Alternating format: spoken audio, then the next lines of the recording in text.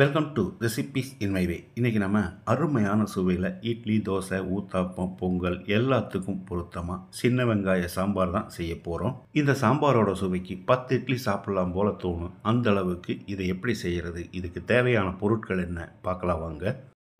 1/2 cup துவரம்பருப்பு, 2 தக்காளி, 1/4 teaspoon மஞ்சள் தூள், 2 கப் தண்ணி சேர்த்து 4 விசில் விட்டு எடுத்து வச்சுருக்கேன். தக்காளியில் இருக்கிற தோலை எடுத்துட்டு இதை நல்லா மசிச்சுக்கலாம். வாணலியில் 2 டேபிள் ஸ்பூன் எண்ணெய் ஊற்றிக்கலாம். 1/4 டீஸ்பூன் வெந்தயம், 1 கப் அளவுக்கு சின்ன வெங்காயம் எடுத்து வச்சிருக்கேன், இதை போட்டுக்கலாம்.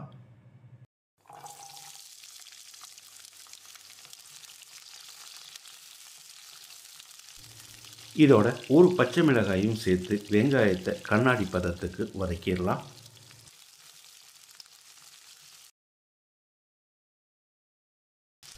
வெங்காயம் இந்த அளவுக்கு வதங்கினது போதும். இதில் ஒரு தக்காளியை நறுக்கி வச்சிருக்க, இதை போட்டு வதக்கிடலாம்.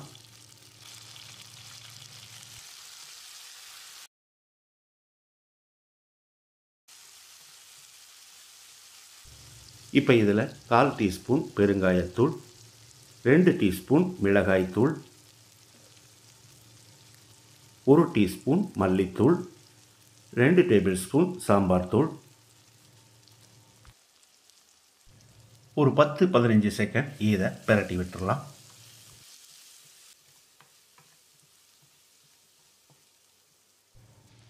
ஒரு பெரிய நெல்லிக்காய் அளவு புளியை 1 கப் தண்ணியில் கரைச்சி வச்சுருக்கேன், இதை ஊற்றிக்கலாம். புளியோட அளவு 15 கிராம்.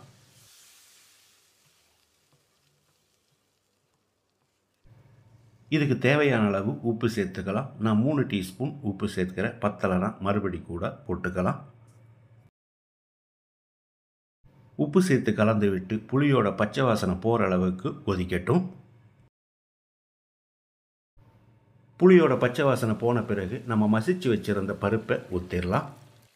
கூடவே 1 கப் அளவுக்கு தண்ணி ஊற்றிக்கலாம். இந்த சாம்பார் கொதித்து வரும்போது கெட்டியாயிரும். நீங்கள் விருப்பப்பட்டால் இன்னொரு 1/2 கப் தண்ணி சேர்த்துக்கோங்க. இப்போ இதில் 1 டீஸ்பூன் வெல்லத்தை சேர்த்து கொதிக்க விட்டுடலாம்.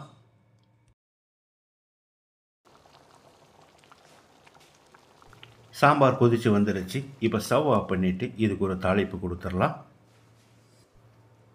1/2 டேபிள் ஸ்பூன் நெய் எடுத்திருக்கேன். இதில் 1 டீஸ்பூன் கடுகு. நெய்க்கு பதிலாக சன்ஃப்ளவர் ஆயிலில் தாளிக்கிறதா இருந்தாலும் தாளிச்சுக்கோங்க.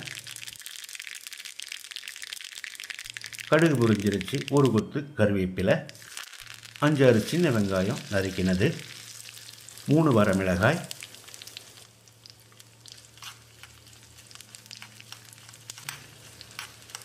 இதோட 1 டீஸ்பூன் காஷ்மீரி வரமிளகாய் தூள். இது ஆப்ஷனல் தான், கலருக்காக தான் நான் இதை சேர்க்கிறேன். நல்லா கலந்து விட்டு சாம்பாரில் ஊற்றிடலாம். அருமையான சுவையில் நம்மளோட டிஃபன் சாம்பார் ரெடி ஆகிருச்சு. பொடியாக நறுக்கின மல்லி இலையை தூவி கலந்து விட்டு இறக்கிடலாம். ரொம்ப சுலபமாக நான் செஞ்சுருக்கிற இந்த சின்ன வெங்காய சாம்பாரை இதே மாதிரி இதே அளவுகளோடு நீங்களும் செய்து பாருங்கள். இந்த வீடியோ பிடிச்சிருந்தா லைக் பண்ணுங்கள், கமெண்ட் பண்ணுங்கள், ஷேர் பண்ணுங்கள். சப்ஸ்கிரைப் பண்ணாதவங்க சப்ஸ்கிரைப் பண்ணுங்கள். மறக்காமல் பெல் பட்டனை கிளிக் பண்ணுங்கள்.